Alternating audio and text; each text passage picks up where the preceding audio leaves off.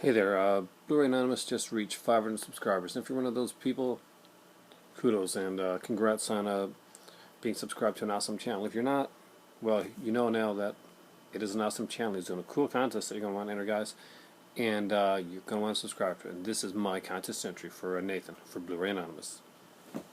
I almost think that when I do that, there should be some tag with some like opening or thing. But I talk so much, the opening would never fit in. Your first question was your favorite movie theater experience, and until recently, that would actually been going to see. There's a couple.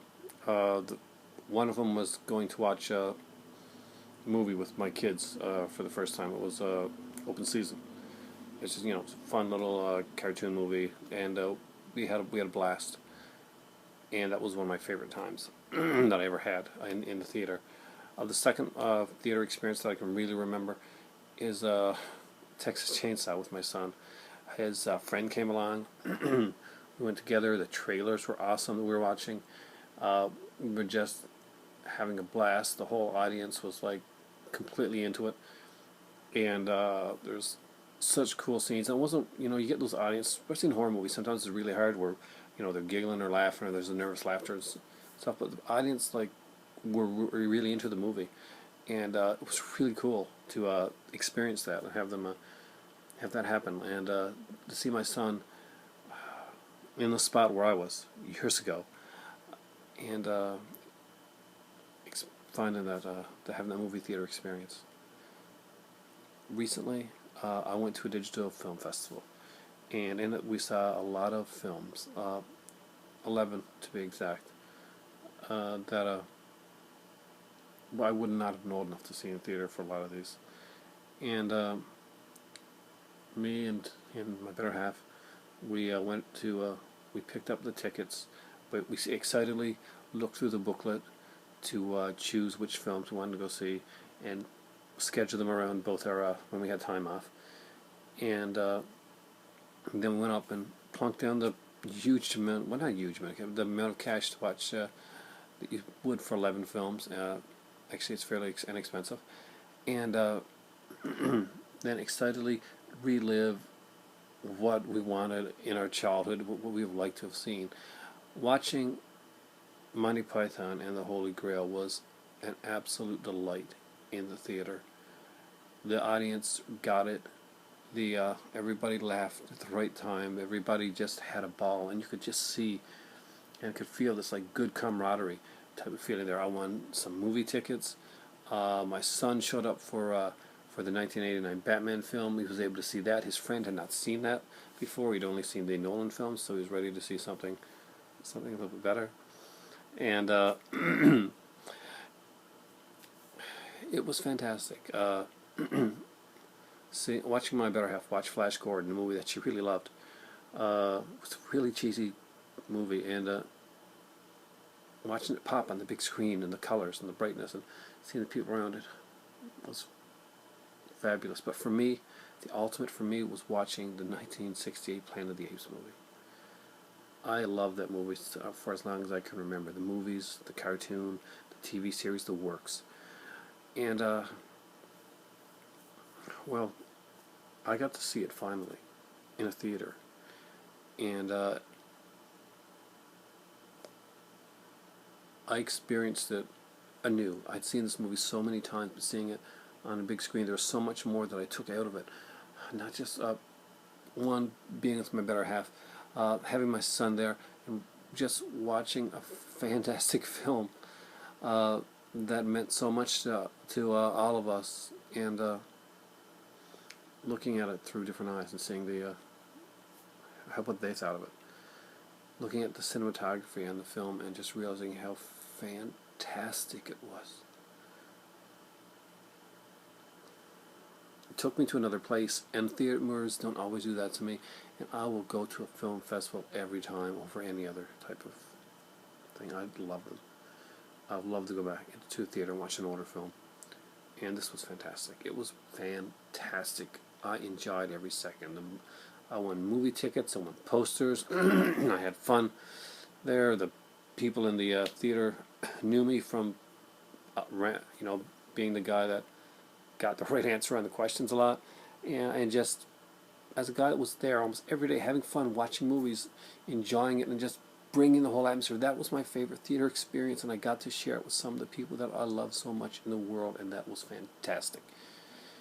Now, question number 2. A movie critics love that you didn't, and why. I'm going to give you 2. And I'm not just going to say because their story was stupid or anything like that, because they weren't. The stories were not stupid. I just didn't enjoy these movies. And the first one is a fairly obvious one. Not a lot of people, you may get a lot of people saying this one actually, and that is Titanic. I didn't like Titanic when I saw it in the theater. I really didn't. I was bored. I was rooting for the iceberg. I thought the characters were predictable, and I'd seen many other versions of Titanic before, including The Fantastic Night to Remember. So I was hoping for something like that. But the characters, to me, were not likable. I didn't believe that they were in love. And, come on, you could have went back and forth on that, the raft, that thing, that piece of board, whatever. They could have... No, you didn't have to die. Not that it mattered, because... I'd rather have seen the girl die, or anything happen. I don't know. They could have went from the script and had octopuses or something come by, some sharks. I don't know. Sharknado. I would like Sharknado in the movie Titanic, but I really didn't like Titanic. Technically, it was sound. It was a pretty well done technical film, but the story lacked. The pacing was slow, to say the least. And for that reason alone, Titanic is one of my least favorite critically acclaimed films. And I'm going by Rotten Tomatoes because there's one that I would have chosen if it wasn't for Rotten Tomatoes. That is pretty critically acclaimed.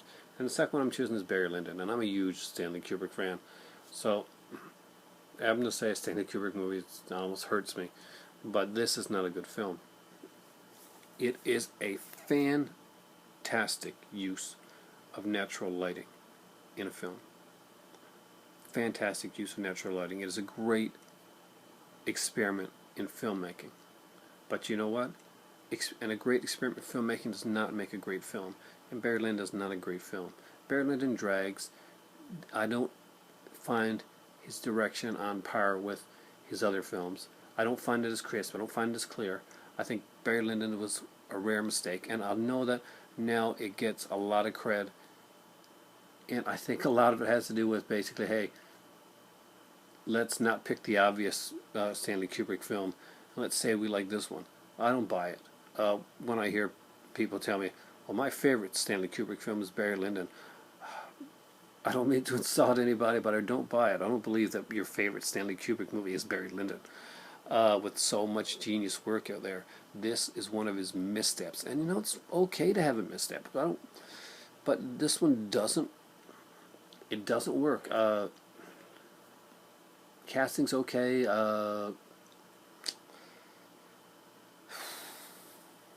It's boring. It's too long. It's like a Psycho, the remake, which was critically hated. But it's the same damn thing. It's something that should not be put out there for the general populace to watch. If he wanted to just go and experiment with natural lighting and filmmaking, that's fantastic. Go do that. I don't need to see it. I don't want a huge, lengthy freaking movie where you're just playing around. Go make something that you really care about and then come back and show it to me. That I want to see. Show me something that you like. Show me something you care about. Push yourself. Have a script. A real script. Or have some people that can improvise enough that the script doesn't matter. But this isn't the case. This does not work on any level except from the technical standpoint. Story doesn't work. Characters don't work. They're stilted. They're stiff. The chemistry's not there. There are some great actors in this film. It just doesn't work.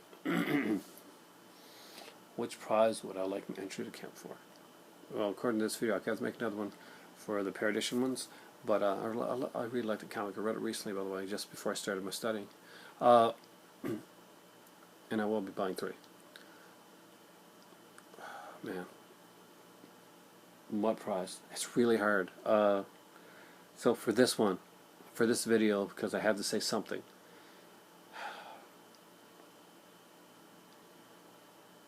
I really want to get into Hannibal, but I'm not going to choose it for this one.